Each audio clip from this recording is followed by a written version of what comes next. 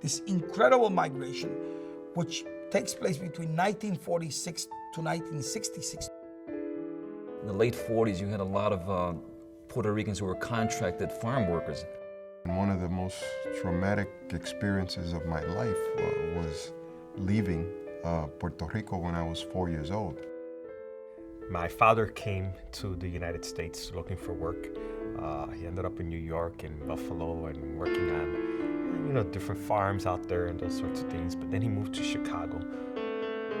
So when Puerto Ricans came to Chicago, they encountered a landscape, they encountered a physical geography of a city that was very different from what they had left behind in Puerto Rico. I remember my mother talking about what she thought Chicago was. She described Chicago as, or the United States, as this place with all these pretty gingerbread-like houses. People didn't know Puerto Ricans. People didn't know that Puerto Rico was part of the United States. We were a foreign culture with American citizenship. But no, it was kind of a second-class citizenship because they still struggled. Landlords didn't want to rent to them. There was not one area that you could say this was the Puerto Rican barrio of 1955. Other neighborhoods where there were Puerto Ricans, small barrios like on the south side, in Uptown, in Lakeview. Lincoln Park became a primary barrio. It was nothing but Puerto Rican shops, Puerto Rican people. I mean, there were other Latinos living there, but the largest presence of people there were Puerto Ricans. The main reason for us moving all the time and having to transfer from one school to another was an increase in the rent. They had to settle for low-wage, informal service economy work that did not pay the wages that supported their families. And then in the 50s, you have other companies. The steel mills were also recruiting. So many Puerto Ricans came as steel workers to work in these large steel mills. Father worked in the steel mills actually for a couple of years. He and his brothers actually found jobs there together. My stepfather worked in some factory where they make clothes hangers and stuff, and I worked as a dishwasher, making 55 cents an hour. There was a lot of labeling, namely because we could not speak, or we spoke English with an accent. Coming into the school system, it was kind of interesting because there was no bilingual program. So basically what they did in school was that they put you in the back of the room. You just spent a lot of time drawing Crayolas, and then when you learn how to speak English, then you could join the rest of the class. My first vivid memory, I was in 1C. We were in el grupo de lo que no saben mucho, I guess. The group of kids who didn't know much. And teachers didn't know anything about us. I mean, they changed my name from Gamaliel to Bobby because they couldn't pronounce my name. The schools, I mean, the conditions were horrible because I remember usually finding most Puerto Ricans in the closets rather than in the classrooms because they were a problem. They weren't looked as students, they were problems to be dealt with. Sometimes in the church they were not that well accepted. Most of the times, well, we worked very diligently to make sure they were, but the point is that sometimes they were not.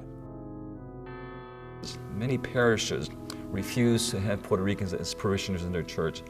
They didn't want them. They said, go to your own church, go to St. Francis of Assisi on Roosevelt Road, go to Our Lady of Guadalupe in South Chicago, but don't come to our church. This is our church. And so when we began to migrate into this area, there were these communities sometimes, many times did not welcome us into this West Town Humboldt Park area. I remember mostly all the apartments that we were able to live in those days, they were the basements. Those buildings fell apart. Puerto Ricans were living under the most miserable conditions imaginable. I started my own little business, distributing food to the Puerto Rican community. I remember when my dad was doing produce, and we used to live in the 4th floor, and he had to empty the van out every night and carry all those crates of produce into the house. I used to open up the grocery store at 5:30 in the morning, and I had it open until 11 o'clock at night. And that was 7 years straight without a day off. The Puerto Rican community was totally ignored at the political arena. The mayor and politicians took their vote for granted, and Puerto Ricans saw themselves on the outside looking in. They had no political representation. At that time, there were no Puerto Ricans who were running for office. There were no Puerto Ricans who became even precinct captains. They were assistants to the assistants of the assistant precinct captains in ward organizations. That early period of the 60s up until like the mid-60s, we probably had about 3 Puerto Rican police officers in the entire force. You know, I grew up in an environment where my dad didn't trust the police, and so we didn't trust the police growing up either. It was very common for the Caucasian police officers to ask him that famous question, why are you hanging around with these pigs? It was like, we seen the police and it was like, it was going to be the worst. I mean, bad news. Seeing the police, it was bad news. Positive relationship at that time was not there. It was one based on fear more than anything else. On the morning of June 12, 1966, tens of thousands of people gathered on State Street to celebrate the first major Puerto Rican parade in Chicago. For me, it was my first time at a parade like that. I felt pride, seeing the Puerto Rican flag everywhere, feeling a sense of pride because we're recognized. During the summer of 1966, the city of Chicago became the site of the first major Puerto Rican riot in the history of the U.S. And the police sparked it by the dogs. They run these canine dogs. And to Puerto Ricans, that kind of symbolized all their hurts, real or imagined, these dogs, that these police are actually sicking these dogs on us. Dog got loose, and they went straight to the lady that was sitting on the stair because, like I said, it was hot. The lady was expecting a baby, and the dog bite the lady. People being frustrated, they says, no, we're not leaving, we're not going. We're not gonna let this happen anymore.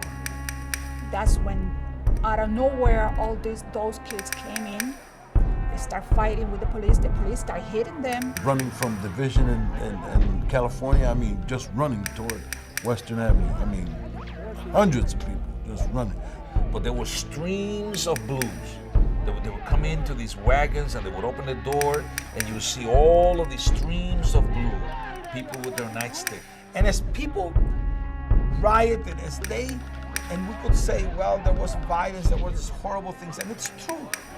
But at the same time, people were experiencing the process almost of their own liberation. So we were not ashamed of what happened. I mean, you don't feel good about it. There's no question about it. You don't like to get to that point. But then you say, well, what the hell, we had to do this for a cause.